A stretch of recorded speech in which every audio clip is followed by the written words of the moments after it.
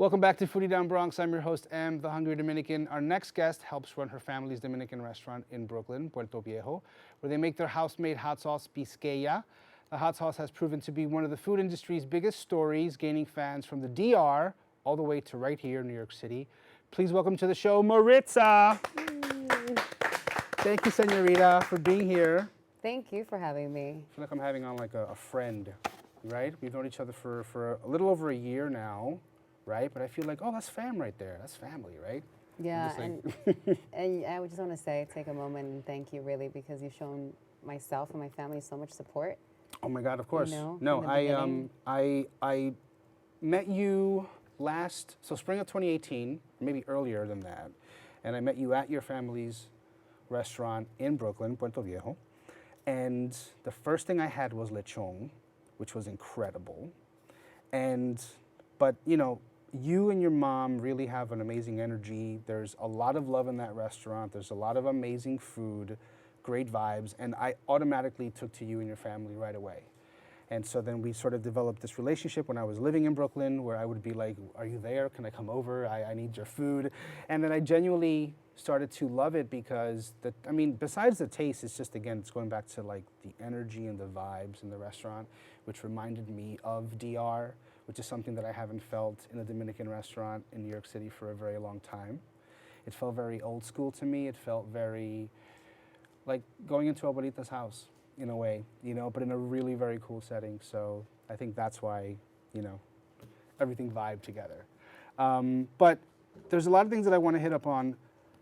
So right here we have these hot sauces, Pisqueya, right? And I want to get right into it because these right here were sort of birthed at Puerto Viejo. They were created there. They became a hit. People love them.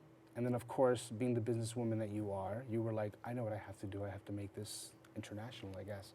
So can you tell me about exactly when you decided to take this on the road? So as you mentioned, Pisqueya was born at the restaurant in Puerto Viejo. And the recipe that was born in our kitchen there was the smoky hot. And I'll share with you how that came about. My parents, and a lot of our culture, they're not big into spices, right? But it is a secret ingredient for a lot of good dishes. Right. And so when they decided to open the restaurant and they were looking for a hot sauce to include in their beans and their moto rice, they didn't want to use Tabasco. They're like, this is too salty, too vinegary, we don't want that. So they came up with their own. They found peppers from Dominican Republic, they created their own hot sauce, and it's been the house hot sauce till this day. Right. So for over 30 years. Wow, that's incredible. Yeah, So yeah. 30 years. 30 years. Of this. 32 years of this, of the smoky hot has been at the restaurant. That's amazing. Yeah, and so to me, I grew up with it. So to me, it was just a given. It was a good sauce amongst many other good sauces that we have at the restaurant. But then we kept getting, thank goodness now for social media where you get direct feedback from customers. Right. We kept getting a lot of feedback on the hot sauce. And during a period where I decided to move to the Dominican Republic, my adult years, this is 5 years ago, it was very interesting to see Tabasco at all the restaurants and the tables, and I thought to myself, but wait, why the Tabasco here? Meanwhile, we're using peppers from the Dominican Republic out in Brooklyn, and it's a hit. Right. It didn't make any sense, Yeah. So I'm like, so I don't know, my curiosity peaked, and I was like, we have a good product, and accompanied with the customers telling me to package it. I'm like, let's just do it. I knew nothing about manufacturing or packaging products at all.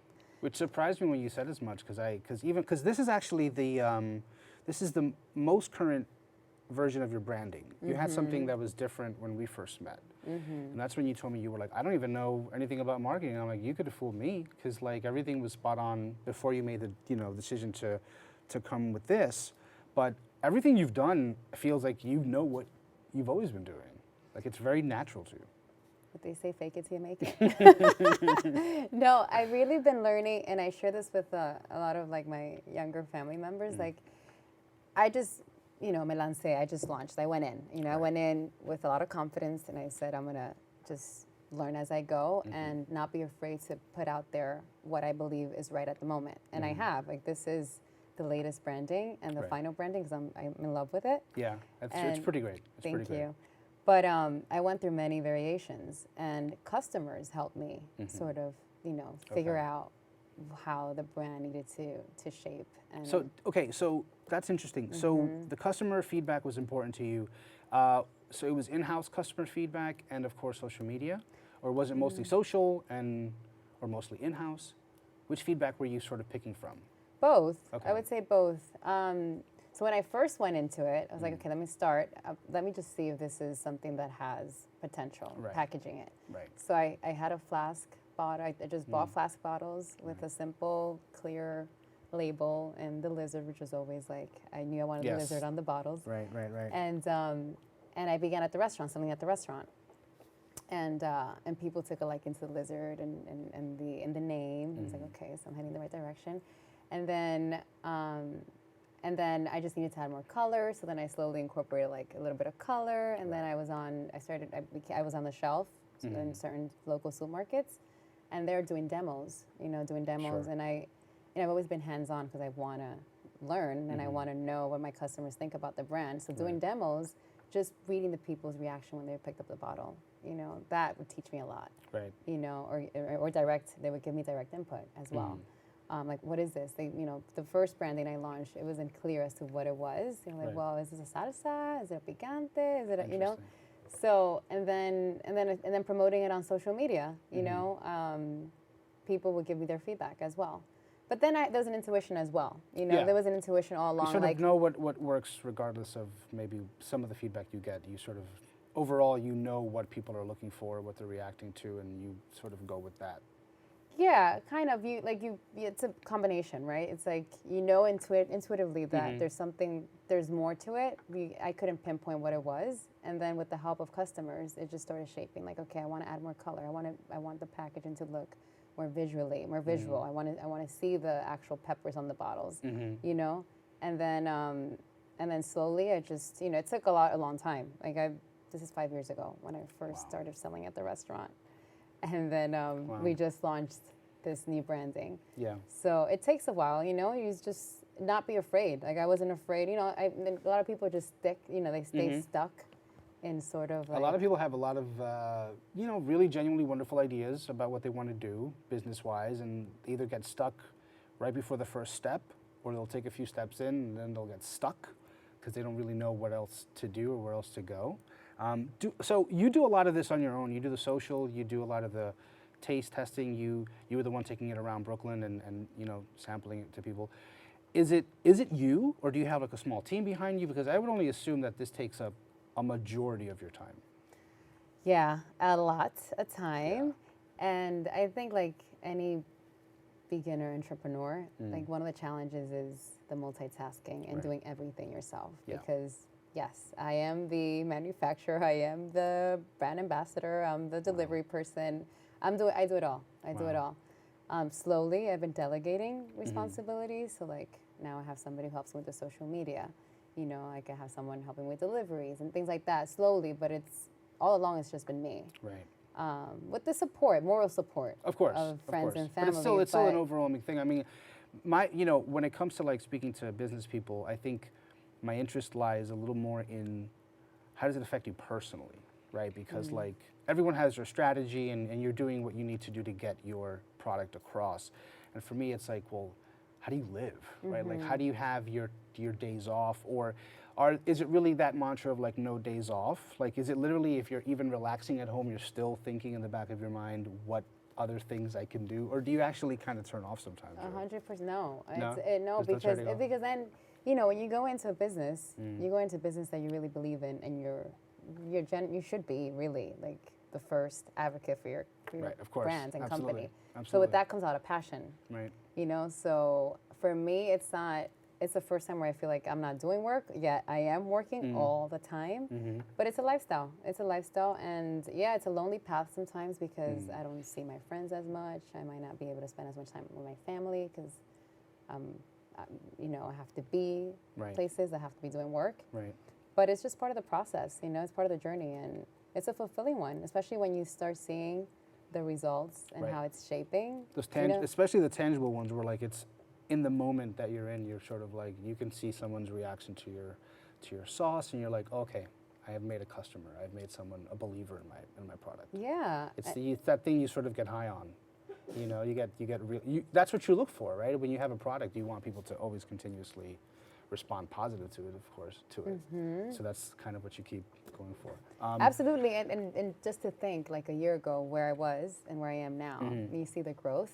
Yes. And it's amazing. It's like, you know, it reminds you, like, just keep pushing, and Yes. you're getting to where you want. That's the your thing. It's company like to be, these you know? instantaneous results are the things that kind of, you know.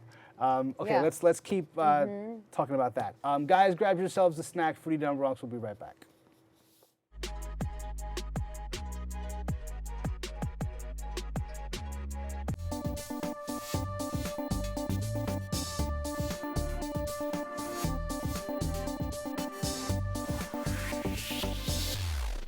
Welcome back to Foodie Down Bronx. I'm joined on set by Maritza, founder of Pisqueya Dominican Hot Sauce.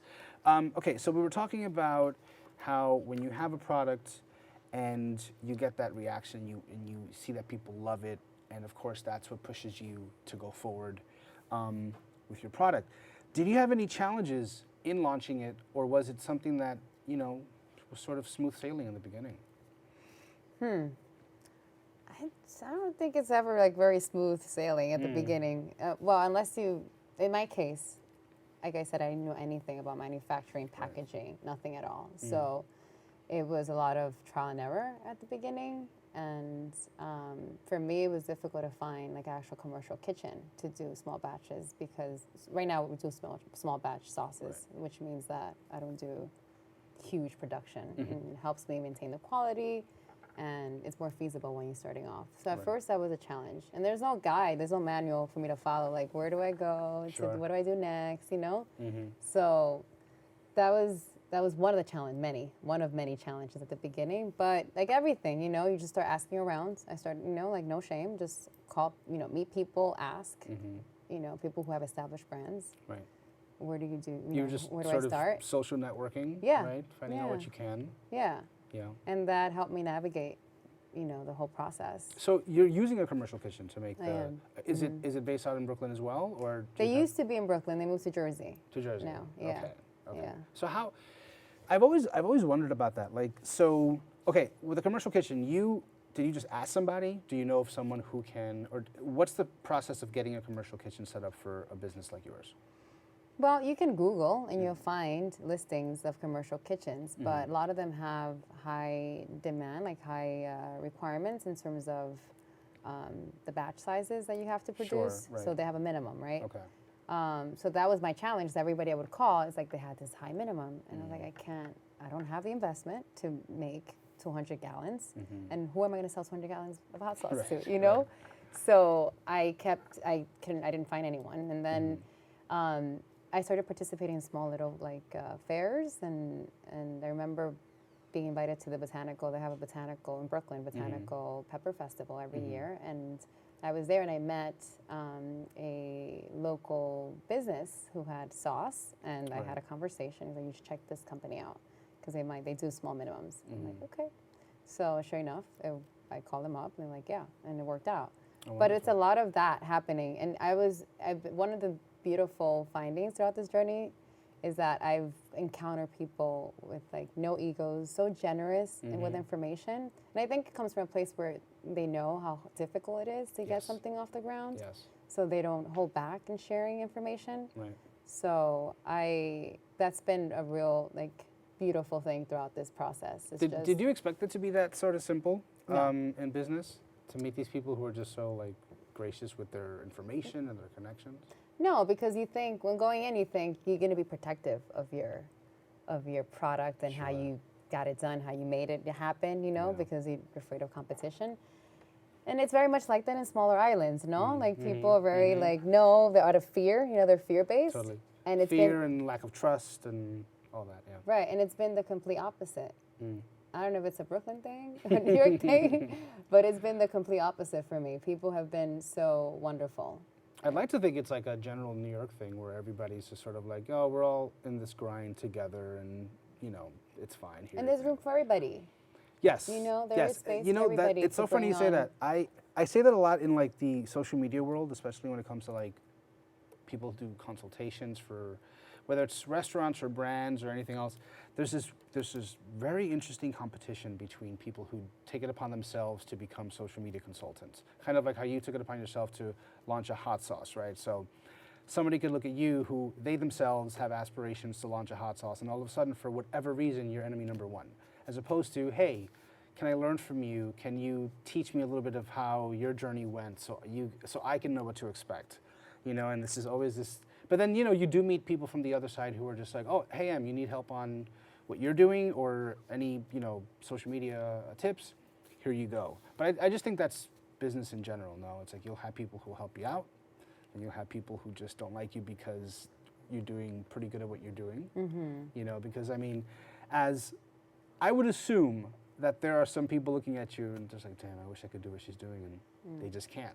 You know what I mean? Like you took it upon yourself to sort of push yourself and make this product happen, you know. And you were lucky enough to meet people who were gracious. So that right there is great in and of itself. So tell me a little bit about Puerto Viejo, where again this was made. How long has it been? I know you guys have been in the same location in Brooklyn for as long as it's existed, right? Which that to me is pretty nuts too, considering everything that's happening around that neighborhood. Yeah, right? Yeah. It's changed so much. It's changed from even last year when I first walked in. It's that intense. So tell me the history of the restaurant being there. So the restaurant's been there since '86, and my parents migrated to New York late '70s, and they were involved in the the restaurant business and service work. And my father said, "I'm going to open up my own restaurant," and so he did. He saved up enough and opened up his Puerto Viejo. And I recall a story that he shared with me a little while back, where when he bought that business, he went home that night. He told my mom, "I'm going to open up our first life insurance policy." Because I don't know what could happen. The neighborhood was so different, you know. Like he would open at 7 in the morning, and doors were shut by 5, 6. But we've been blessed with a wonderful community. Even back then, it was just been we know the neighborhood is a lot of auto shops, very industrial, and that's changing. It's becoming more residential. In the past 8 years or so, it's become a lot more residential, a lot more people. But it's gentrifying in a way that, and I don't like using that word, but it's a very supportive community. Even new people who have come into the neighborhood, they embrace what we're offering. Right. And they want to know what we're offering, and they support with their family. They come and they're big advocates for small family establishments like ours. But it used to be more of a kitchenette. Okay. And I don't know if you noticed when you've gone to the restaurant, we have some photos by the restroom where you can see the steam table. Shout out to your amazing restroom. I know it sounds super random, but you guys have like a beautiful bathroom. Thank you. Like I would imagine so many people just never leaving because you're just taking selfies the entire time because you have a beautiful bathroom. Thank you. So yeah, it didn't always look like that. It was like a typical, kitchenette, Dominican kitchenette. Right. And then in 2012, we lost the business. Went on fire, lost the business. The whole thing. And my father was ready to patch up walls and open up a week later. And my brother, who has been involved in the business since he was a child, calls me up. He said, "Maritza, you have to come check this out." I'm like, "What is it?" He said, "Just come." And these beautiful tin ceilings and walls and beams were exposed. Wow. Yeah. That's awesome. So they're original. All that is original. Oh, that's that's okay. A lot of people don't know that. That makes sense about going back to the vibe and the energy of the place. It's like, oh, it's all been revealed to be its true form, really. That's right. Oh, wow. That's so great. So it was a challenging year because, my parents coming from a different train of thought, and all they knew was what they had, you know. So convincing them of, let's remove all the sheetrock. Let's just leave it as is and do a small, minor renovation, because the neighborhood is changing. Right. And we should offer a more welcoming space. We were able to convince them, and we found a wonderful interior designer who was a friend of my brother's, who helped us out with a minimal budget, because this all came to us as a surprise. The fire happened, and we weren't prepared for that. So it was a very difficult year, but and that was a process where I really got involved physically and emotionally into the family business, because I grew up with, knowing the restaurant was there, and I would go after school and have my dinner, and that was it. But throughout that process and seeing the support we got from our family, from the neighborhood, the community, even our own employees, they waited for us. Wow. Our kitchen staff waited, all the service staff waited for us to reopen, and we did. And the neighborhood, we kept the steam table. You know, we kept the steam table for old folks, so we still offer our $7, $8 lunch special. It's a great deal. And then, and we also now though have the sit down component, which we didn't have before. Okay. Right. So you know, we have the all recycled tables and chairs and. Yeah, my favorite. You have a old school desk, which I always gravitate towards. When I walk into the restaurant, it's to the right. Have you ever opened a desk? I've never opened it. No, I've never Okay. opened it. Which I'll now leave I'm that- gonna. I'll leave Okay. that as a little mystery for Don't you. tell me what's in there. So that's the first table that I go to. You know, everyone's like, "Oh, where do you want to sit?" I'm like, "Right there, please." To the little. People like that corner. It's super cool. Well, I mean, for me, it's like I love taking my photos in that corner because you have the natural light, but it's also a very cool, just random school desk, which I love. Before we wrap up, I do want to mention that Pisqueya will be actually available here in the Bronx. It is. Right? At the Botanical Market. Yes. So that just literally happened. It was extraordinary. It all happened today. Very you cool. know? Very well, I cool. was invited to the food festival Friday on Saturday. Allerton. Allerton. Yes. Yes, and it was a wonderful festival. So much fun. People were so also like welcoming to my product, and made a contact, and we're in the Bronx Botanical Market. Market. shelves. Yes. That's very Yeah. cool. Wow. So literally it happened today as you were making your way over here. That's right. That's so great. So then, okay, so let's go back to Brooklyn. Where can I find it in Brooklyn? What spots can I find Pisqueya besides, of course, Puerto Viejo, which you guys have a bottle in every table, and it's also available to purchase at the restaurant. No, It is. Okay. It's So where available else? at the restaurant. It's available at local supermarkets there in Brooklyn. Okay. It's available online. You can order online on the website. There's free shipping for 3 bottles or more. Nice. And hopefully soon on Amazon. That's the next step. Working Amazon. for Amazon Oh, and, man. and hopefully and more distribution. I need to work with more distributors now. Now that I have this new branding and let's say the product is ready to hit everywhere, they'll be available in the city. I am so happy that I met you now before you blew up and you were too busy to take my texts or my calls because That this is never gonna be happened. this is gonna be. I'm so happy for you. You really do have an amazing product. I really do love it. You and your family are awesome. I love the restaurant. You guys are really an inspiration. I really do love when families can work together and do it successfully and do something along the lines of this. So show your mom some love from me, your entire family, your staff, everybody. Thank you for being on the show. I appreciate it. Thank you Gracias. for having me. Guys, stay connected with Maritza on Instagram at Pisqueya or check out her website, pisqueya.com. Well, that is all for the show. Thank you again for tuning in, and thank you to our guests today for joining us. Tune in every Thursday at 6:30 p.m. here on BronxNet Optimum 67 and Fios 33. Also, tune in on the go at bronxnet.org and find us on YouTube. From BronxNet to the world, this is Foodie Down Bronx. I'm your host, M, the Hungry Dominican. Remember to feed your mind, feed your body, and if you see me coming along, feed me. Adios.